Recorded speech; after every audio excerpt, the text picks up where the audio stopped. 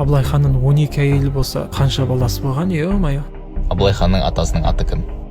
Наурыз Ахмет, Қаншер Абылай, Салқам Жәңгір.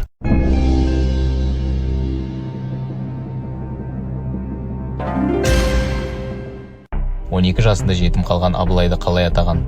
Сабалақ, қаһарман, шақшақ.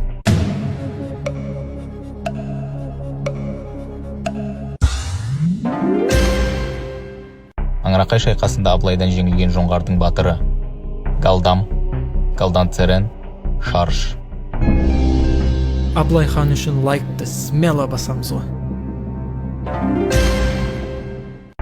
Абылай ханның 12 әйелінен қанша баласы болған? 70, 36, 50.